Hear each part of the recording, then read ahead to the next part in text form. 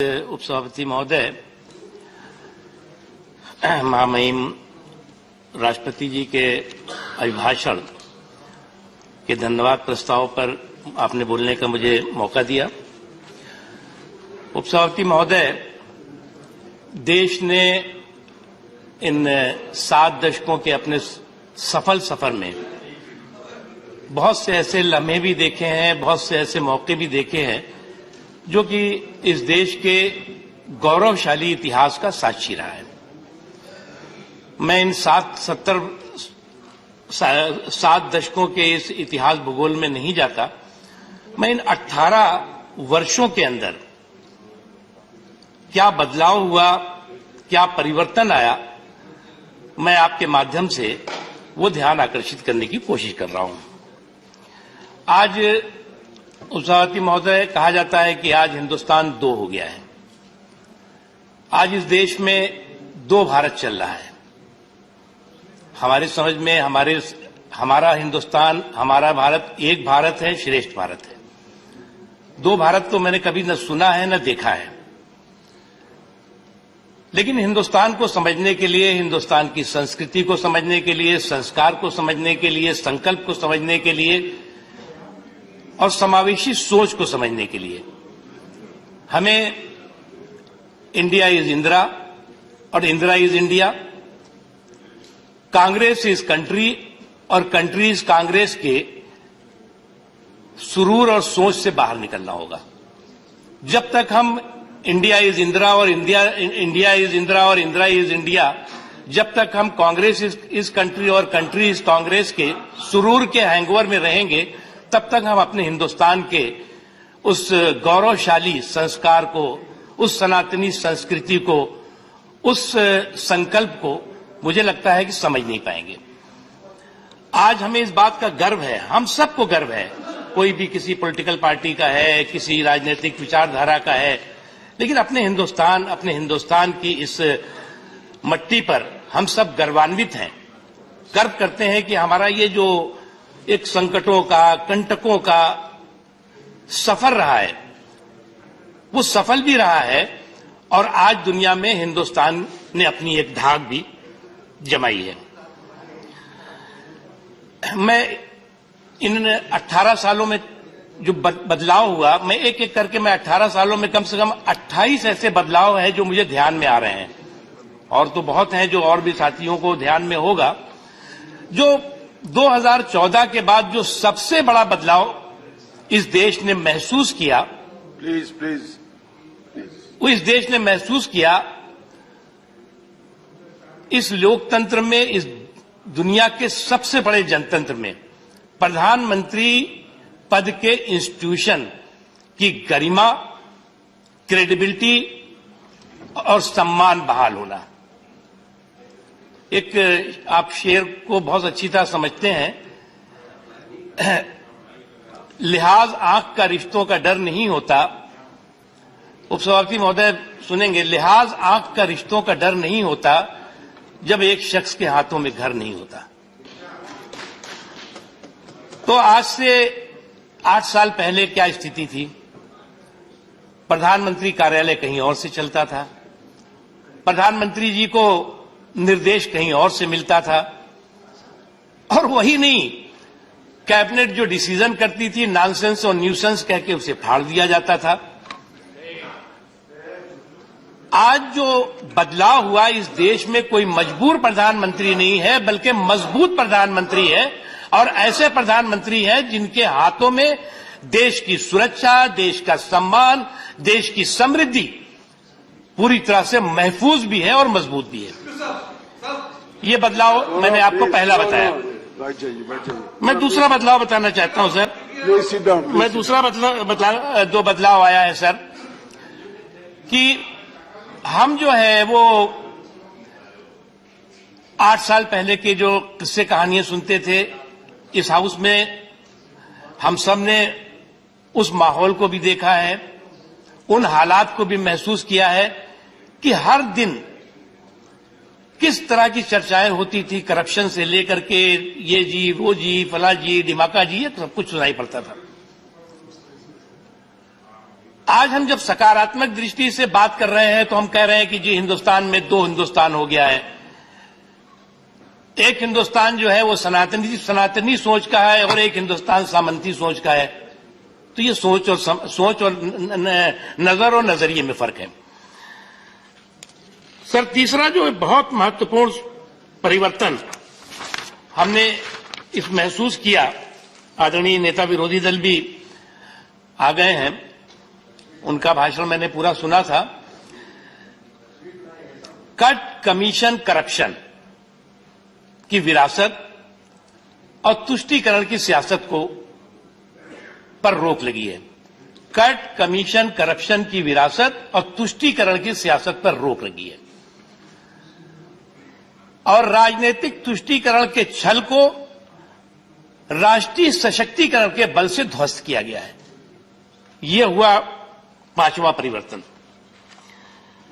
Sir, यह छठा परिवर्तन जो है, जो महत्वपूर्ण है, हम सब दिल्ली में बहुत वर्षों से रह रहे हैं, सुनते रहते थे कि साहब ये दिल्ली में ये नेशनल हाई लाइजनिंग ऑफिस है, ये इंटरनेशनल लाइजनिंग ऑफिस है।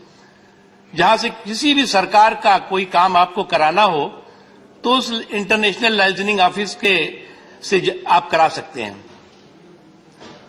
आज जो है वो दिल्ली के सत्ता के गलियारे से सत्ता के दलालों की नाकेबंदी और लूट लाबी में तालेबंदी की गई है। ये फर्क है मोदी जी के आने के बाद का। सर, जो सातवां फर्क है वो बहुत महत्वपूर्ण फर्क है। आज इस देश की राजनीति और इस देश के सियासी संस्कृति में बहुत बड़ा परिवर्तन आया है। आज परिवार के सियासी परिक्रमा नहीं बल्कि परिश्रम और पराक्रम की संस्कृति ने जन्म लिया है। आज परिवारों की पॉलिटिकल परिक्रमा के आधार पर देश की सरकारें और देश की सियासत तय नहीं हो रही है, बल्कि परिश्रम और परफॉर्मेंस, परिश्रम और परिणाम के आधार पर इस देश की संस्कृति, सियासी संस्कृति और संस्कार को नरेंद्र मोदी जी ने बदल दिया है। यह फर्क आया है, नवा फर्क। सर, 10वां फर्क क्या है? जो लाल बत्ती कल्चर हुआ करता था, उसका रौब, उसकी धमक, उसका खौफ, वो आम आदमी को चढ़ाने लगा था। आम आदमी को लगता था कि ये तो लाल बत्ती टी टी करता हुआ आया, ये तो हमारे ऊपर सारा रौब जमा रहा है, हमसे कोई सुपरमैन है ये। उस लाल बत्ती कल्चर को नरेंद्र मोदी जी ने खत्म किया और इस रौब की जो राजनीति थी, जो ध्वंस की राजनीति थी, उस पर विराम लगाया। ये फर्क है, ये 10वां फर्क है।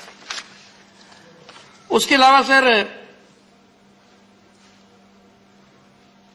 कभी कहा जाता था कि इस देश के संसाधनों पर किसी एक संप्रदाय विशेष का अधिकार है। मैं इसलिए कहता हूं, वो जानते थे कि अधिकार देने वाले नहीं हैं, लेकिन कहते जरूर थे। इसीलिए कहा हमने कि जो राजनीतिक तुष्टीकरण का छल था, उसको हमने समावेशी और सर्वस्पर्शी सशक्तिकरण के बल से ध्वस्त किया है कि एक देश के संसाधनों पर एक संप्रदाय का अधिकार है। मोदी जी ने क्या परिवर्तन किया? सबका साथ, सबका विकास, सबका विश्वास और सबका प्रयास। यानी देश के संसाधनों पर सबसे पहला अधिकार आखिरी पायदान पे खड़े हुए व्यक्ति का है। उसकी आंखों में खुशी, उसकी जिंदगी में खुशहाली आनी चाहिए। ये परिवर्तन 11वां है सर। सर, एक और परिवर्तन है, जो कोटा, परमिट, कंट्रोल, पता नहीं क्या क्या राज चलते थे। इस पूरे के पूरे देश की जो गरीबों तक जो पैसा पहुंचना चाहिए, गरीबों के विकास के लिए जो पैसा पहुंचना चाहिए, गांव, गरीब, किसान, झुग्गी झोपड़ी के इंसान की तरक्की के लिए जो पैसा पहुंचना चाहिए, कभी आदरणीय स्वर्गीय राजीव गांधी जी ने कहा था कि दिल्ली से पैसा चलते चलते घिस करके और कितना हो जाता है। आज वो घिसने की रफ्तार खत्म हो गई है।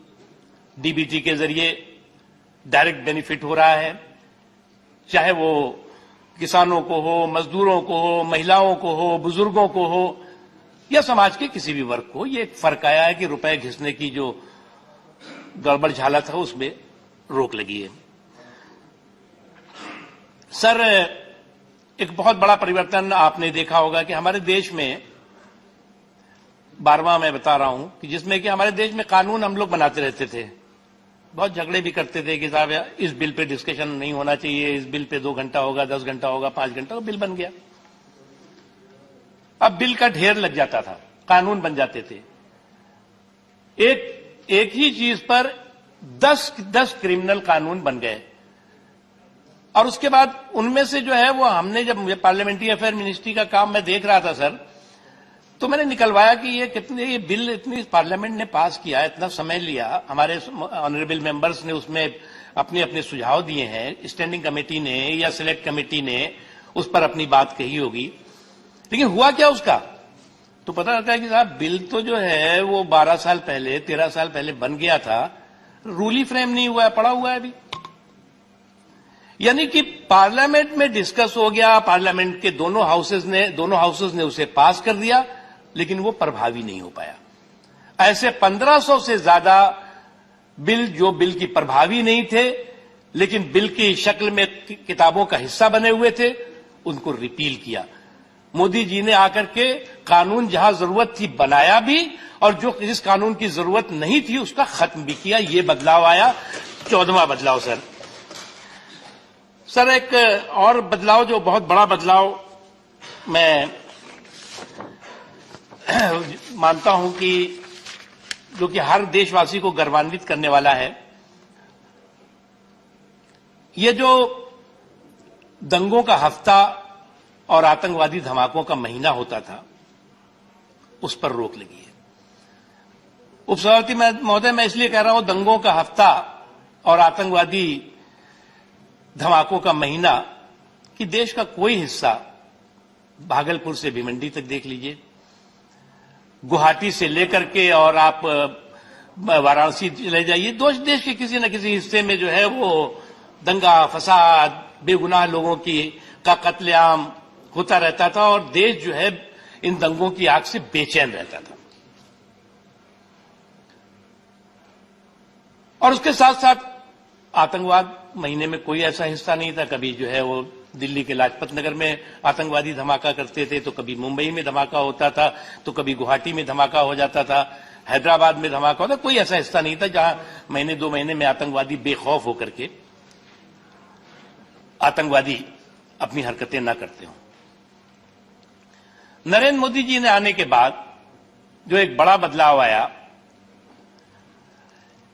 जो उन्होंने संकल्प लिया कि सुरक्षा पर जो आ जाए तो टकराना जरूरी है, सुरक्षा पर जो आ जाए तो टकराना जरूरी है, जो जिंदा हो तो जिंदा भी नजर आना जरूरी है। और यह दिखा दिया पूरी दुनिया को कि हिंदुस्तान अपने देश के लोगों की, अपने देश की सीमाओं की सुरक्षा के संकल्प से लबरेज है, भरा हुआ है। और इसीलिए हमारे पड़ोस के ने एक हिमाकत करने की कोशिश की थी। इस बीच में हमारे सुरक्षा बलों ने घुस करके सर्जिकल स्ट्राइक की, घुस करके चूहे की बिल से निकाल करके आतंकवादियों को तबाह किया। अफसोस कि उस समय भी हुआ था, जिस देश ने उसे प्रायोजित किया था वो हमसे सबूत मांग रहा था।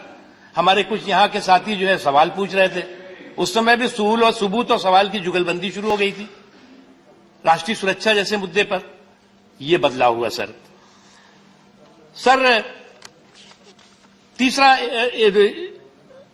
18वां बदलाव सर, हमारे देश में जो है वो हमारे देश के तमाम महापुरुष, महानायक, जिन्होंने कि हमारे देश के, हिंदुस्तान के निर्माण में, हिंदुस्तान की आजादी के लिए आज हम अगर सुकून के साथ इस खुली हवा में सांस ले रहे हैं, तो उन तमाम महापुरुषों का ये देश ऋणी है जिन्होंने की कुर्बानियां दी। परिवार के परिवार उनके जो है वो तो उन्होंने कुर्बान कर दिए अपने। हम लोग जब गाना गाते हैं कि जरा आंख में भर लो पानी, जरा याद करो कुर्बानी। लेकिन दिक्कत आई कि हमारी इस देश की कुर्बानी को भी परिवार के पालने में समेट के रख दिया गया। देश के जो महानायकों ने कुर्बानी दी थी वो सीमित कर दी गई। मोदी जी ने आने के बाद जो फर्क हुआ कि हमारे जो लाखों महानायक थे, नायक थे, जो इतिहास के पन्नों में कहीं पे इग्नोर कर दिए गए थे, उनको सम्मान दिया और आने वाली पीढ़ी को बताया कि जो पहले थे वो हैं, लेकिन ये भी हैं जिन्होंने कि देश के लिए खून बहाया है, देश के लिए कुर्बानी दी है। आज तुम इस देश में गर्वान्वित होकर के अपने आप को हिंदुस्तानी कह रहे हो तो इनके ऋणी हो। नेताजी सुभाष चंद्र बोस, इंडिया गेट पर आप देख लीजिए। सरदार वल्लभ भाई पटेल, दुनिया की सबसे बड़ी आदमकद प्रतिमा गुजरात में है। महू, जो बाबा साहब भीमराव अंबेडकर का राष्ट्रीय स्मारक, एक लंबी श्रृंखला है। तो हमने जो है उस देश के नायकों और महानायकों को परिवार के घेरे से बाहर निकाल करके और हिंदुस्तान के घेरे में रखा, बताया और आने वाली पीढ़ी को बताया कि वो तो थे ही, ये भी हैं जिन्होंने देश के लिए कुर्बानी दी है। ये परिवर्तन सर आया है। सर, एक और महत्वपूर्ण परिवर्तन है जो अभी कल मैं सुन रहा था कि जो कॉन्स्टिट्यूशनल इंस्टीट्यूशंस हैं, जुडिशरी है, इलेक्शन कमीशन है, फला फला फला, वो बिल्कुल नाकारा हो गए हैं, बंधक हो गए हैं, एक तरह से उसका कहना था। सर, मैं आपका बड़ा अनुभव है, आदरणीय नेता विरोधी दल का बहुत अनुभव है इस देश के पार्लियामेंट की हिस्ट्री का, इतिहास का। एक वक्त वो था जब सुप्रीम कोर्ट के फैसले होते थे और उस सुप्रीम कोर्ट को के फैसलों को निष्प्रभावी करने के लिए संख्या बल का इस्तेमाल होता था। कई ऐसे फैसले हैं। मैं लेटेस्ट फैसले आपको मैं 3 तलाक का बताता हूं। सुप्रीम कोर्ट ने कहा कि ये 3 तलाक एक क्रिमिनल कुरीति है, कुप्रथा है, इस पर कानून बनना चाहिए, उसको खत्म होना चाहिए। उस वक्त जो है वो कुछ लोगों के दबाव में सुप्रीम कोर्ट के फैसले को निष्प्रभावी करने के लिए इसी पार्लियामेंट में उस समय की सरकार यानी कांग्रेस पार्टी की सरकार ने कानून बनाया और कहा नहीं, हम सुप्रीम कोर्ट की बात को नहीं मानेंगे, जो कि संविधान में समानता के अवसर देने वाली बात थी, महिलाओं की सुरक्षा और सम्मान से जुड़ी हुई बात थी, नहीं माना। मोदी जी ने क्या किया, जो परिवर्तन आया सर, सुप्रीम कोर्ट ने 3 तलाक को कानूनी तौर से क्राइम माना, कुरीति माना, कुप्रथा माना और सुप्रीम कोर्ट के फैसले को प्रभावी बनाने के लिए हम इस पार्लियामेंट में कानून लाए। पार्लियामेंट का सम्मान कौन करता है? ऐसी तो बहुत सी घटनाएं हैं। आपको इलाहाबाद हाई कोर्ट का जो फैसला था उस समय के प्रधानमंत्री जी के खिलाफ, उसके बाद क्या हुआ था किसी को बताने की जरूरत नहीं। मेरे पास लिस्ट है, कम से कम 312 ऐसे सुप्रीम कोर्ट और हाई कोर्ट के फैसले हुए जिसको कि निष्प्रभावी बनाने के लिए संख्या बल का इस्तेमाल हुआ। हम तो प्रभावी बनाने के लिए सर करते रहे। सर, इसके साथ एक और बहुत महत्वपूर्ण जो बदलाव देश ने देखा सर, वो बदलाव कश्मीर जो हमारे देश का ताज है, जम्मू एंड कश्मीर, हम लोग सोचते थे कभी मतलब सोचते भी, बात भी करते थे यार 370 तो खत्म हो ही नहीं सकता। जितनी भी सेंटर के आप बिल हम पास करते थे, कानून बनाते थे, उसमें लिखा जाता है एक्सेप्ट जम्मू एंड कश्मीर। ये कानून जो है, बिजली जाएगी देश भर में, जम्मू कश्मीर में नहीं जाएगी अगर पार्लियामेंट बनाएगा। पानी के लिए जो कानून बनेगा वो जम्मू कश्मीर के लोगों के लिए नहीं होगा। रोजगार के लिए जो बनेगा वो जम्मू कश्मीर के लिए नहीं होगा। जो पिछड़े हैं, कमजोर तबके हैं, उनके रिजर्वेशन का कोई फैसला पार्लियामेंट करेगी, वो एक्सेप्ट जम्मू कश्मीर लिखा रहेगा। शिक्षा से जुड़े हुआ कोई फैसला होगा, उस पर एक्सेप्ट जम्मू कश्मीर लिखा रहेगा। जम्मू कश्मीर को देश की प्रगति की धारा से काटने वाले 370 को खत्म किया। ये परिवर्तन आया मोदी जी के शासनकाल में। और आज पार्लियामेंट को यह लिखने की जरूरत किसी बिल पर या किसी कानून पर नहीं पड़ती कि ये जो शिक्षा का कानून है, ये जो रोजगार का कानून है, ये जो बिजली पानी सड़क का कानून है, ये एक्सेप्ट जम्मू एंड कश्मीर। ये परिवर्तन सर बहुत बड़ा आया है। उसके अलावा आपने सीए का देखा होगा। सीए पर लेकर के काफी भ्रम भय का माहौल पैदा किया गया, जबकि यह हिंदुस्तान का उस समय श्रीमती इंदिरा गांधी जी के समय में और भुट्टो साहब के समय में एक फैसला हुआ कि जो उस देश के अल्पसंख्यक हैं, चाहे वो बांग्लादेश के हों, चाहे अफगानिस्तान के हों, चाहे पाकिस्तान के हों, उनकी सुरक्षा की जिम्मेदारी हिंदुस्तान की है और हिंदुस्तान उनकी सुरक्षा करेगा, उनके सम्मान की, उनके संस्कृति के, उनके धार्मिक स्वतंत्रता की। ये पंत मिर्जा एग्रीमेंट के तौर से जाना जाता है। वो एक संकट का समय है जब तालिबानी मानसिकता ने जो है वो इन देशों को अपने चपेट में ले लिया। वहां के जो अल्पसंख्यक की बात मैं कह रहा हूं तो वहां हिंदू, वहां पर जो है सिख भाई बहन, वहां पर क्रिश्चियन और भी जो अल्पसंख्यक समाज के लोग हैं, जैन हैं बहुत से और सभी लोग रहते हैं, उनका सम्मान, उनकी संस्कृति, उनके धार्मिक अधिकार पूरी तरह से खतरे में आ गए। ये देश की जरूरत थी, ये पार्लियामेंट की जरूरत थी। जो उस वक्त कांग्रेस पार्टी ने फैसला किया था, उस फैसले को प्रभावी कराने की जरूरत थी। और सीए में अमेंडमेंट आया, आप सबने पास किया, कुछ लोगों ने विरोध किया। और जिस वक्त अभी अफगानिस्तान में तालिबानियों का जुर्म चल रहा था, उस वक्त वहां से इसी सीए की वजह से, सीए के जो संशोधन किया गया, इसी वजह से वहां के तमाम हिंदू भाई, वहां के तमाम सिख भाई, तमाम यहां तक कि जो मुस्लिम भाई भी थे, भाई बहनें थी, उनको भी हिंदुस्तान सुरक्षित लाने और उनकी सुरक्षा करने का काम हुआ है। यह परिवर्तन आया है मोदी जी के आने के बाद और उससे पहले जो 10 साल था उसमें। सर, एक परिवर्तन और आज देश एक बहुत संकट और कंटक के काल में गुजर रहा है। अभी भी कोरोना का संकट आया, किसी भविष्यवक्ता ने यह नहीं कहा था कि कोरोना कब आएगा और कैसे आएगा और कौन कितनों को मारेगा, कितनों को नहीं मारेगा। किसी वैज्ञानिक को नहीं पता था। एक ये बहुत बड़ी आपदा आई और 100 साल पहले जब ये आपदा आई थी, उपसभापति महोदय, जिसे कि स्पेनिश फ्लू के नाम से जाना गया था, उस वक्त हमारे देश की आबादी कितनी थी? 30 करोड़। इस 30 करोड़ में बांग्लादेश और पाकिस्तान सब मिला के मैं कह रहा हूं 30 करोड़। उस 100 साल पहले उस स्पेनिश फ्लू में कितने लोगों की मौत हुई थी? 2 करोड़ से ज्यादा मौत, ये डॉक्यूमेंट है। आज हमारी आबादी 140-50 करोड़ के इर्द गिर्द होगी।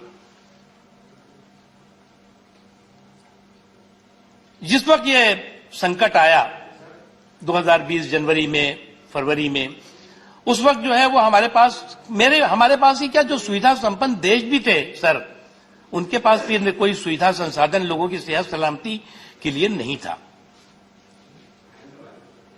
हमारे देश के तमाम लोग, जो लोग विदेशों में रह रहे थे, लाखों की संख्या में लोग थे, जिनको कि उनके देश के लोग जो है वो कह रहे थे आप हमारे देश खाली करो, क्योंकि हर आदमी, हर देश अपने अपने लोगों की सेहत और सलामती की चिंता कर रहा था। मोदी जी ने आने के बाद फौरन पहला काम किया, जो लोग यूनाइटेड अरब अमीरात में थे, जो लोग जो है वो ब्रिटेन में थे, अमेरिका में थे, ईरान में थे, इराक में थे, सऊदी अरब में थे, या देश के अन्य अलग दुनिया के हिस्सों में थे, विशेष व्यवस्था करके उनको यहां सुरक्षित हिंदुस्तान लाना, उसके बाद उनको जो है वो उनके यहां रुकने की व्यवस्था करना, कुछ उसमें हमारे फौज के लोगों के संस्थानों का को जो है प्रयोग किया गया, कुछ और संस्थान बनाए गए, क्योंकि ये सब एकदम बहुत जल्दबाजी में हो रहा था। लाखों लोगों को भारत से सुरक्षित लाना उनकी सेहत सलामती, और करोड़ों लोगों के हिंदुस्तानियों की सुरक्षा और सेहत सलामती। और जो 2 करोड़ सर हम लोगों की अनफॉर्चुनेट डेथ हुई थी, वो 2 करोड़ लोगों में जो डॉक्यूमेंट है सर, उसमें लगभग 80% लोग भूखमरी से मर गए थे, दवा न मिलने की वजह से मर गए थे। मोदी जी ने आने के बाद क्या किया? मोदी जी ने सबसे पहले जो गरीब था, जो कमजोर तबका था, इस संकट काल में 80 करोड़ से ज्यादा लोगों के खाने पीने की, अनाज की और भोजन की व्यवस्था करी, जो आज तक चल रही है। अभी समाप्त कीजिए आपका समय। ये एक बहुत बड़ा सर परिवर्तन है और बहुत बड़ा बदलाव है, जो कि आज जो है वो मैं 18 साल की बात कर रहा हूं, यानी आज से 8 साल 10 पहले क्या था और आज क्या है सर। उसके अलावा जो एक और महत्वपूर्ण बदलाव है, जब आज देश की, मैं बहुत जल्दी खत्म कर रहा हूं, आज देश की सर, आपके बहुत सारे स्पीकर हैं। हाँ सर, बहुत, आपका जो टाइम था वो खत्म हो गया। तो सर ऐसा, मैं एक बार, जब ये सरकार बनी 2014 में, जनता ने जनादेश दिया, तो उस वक्त पूरे देश में शोर मचा। किसी ने असहिष्णुता का शोर मचाया, किसी ने कहा कि इस देश से तो अब तमाम देशों की कुट्टी हो जाएगी, खासतौर से इस्लामिक देश तो अब इधर झांकेंगे भी नहीं। ये सारे की सारे चुनौतियां, और यही नहीं, इस देश के संस्कार, इस देश की संस्कृति, इस देश के संविधान और इस देश के राष्ट्रवाद की जो सियासी लिंचिंग हुई है, उसकी पराकाष्ठा हुई। और एक के बाद एक इस तरह की घटनाओं से पूरे दुनिया में भारत को बदनाम करने की साजिश और षड्यंत्र होती। जो मोदी बैशिंग की सनक थी, वो भारत बैशिंग का साजिश का रूप लेने लगी। लेकिन उसके बावजूद भी इस देश की ताकत, हिंदुस्तान की शक्ति और हिंदुस्तान का और हिंदुस्तानियों के सम्मान पर नरेंद्र मोदी जी की मजबूत राष्ट्रवादी इच्छा शक्ति ने उस पर असर नहीं पड़ने दिया, आंच नहीं आने दिया। सर, ये 28वां बदलाव है इन 8 सालों के अंदर का, जो पिछले 10 सालों का और 8 साल के बीच में है। तो सर, हम अपनी एक ही बात कह के खत्म करेंगे कि इस संकट के समय में, इस कंटक के समय में, जब कोरोना का भी कहर था, तूफानों का भी झोंका देखा, टिड्डियों का भी हमला देखा, फिसड्डियों का भी हमला देखा, उसके बावजूद भी नरेंद्र मोदी जी ने जो इस देश के लोगों के लिए कमिटमेंट किया था, इस देश के लोगों के सम्मान, इस देश के लोगों की सुरक्षा, इस देश के लोगों की समृद्धि का जो संकल्प लिया था, उसे कमजोर नहीं पड़ने दिया। जब हौसला बना लिया ऊंची उड़ान का, तब देखना फिजूल है कद आसमान का। इस संकल्प के साथ इस सरकार ने काम किया, और आपको इन 8 सालों में 28 बदलाव जो मुझे याद आ रहे हैं, वो मैंने आपको बता दिए। उसके अलावा तो बहुत लंबी लिस्ट है। बहुत बहुत धन्यवाद आपको समय देने के लिए। Thank you.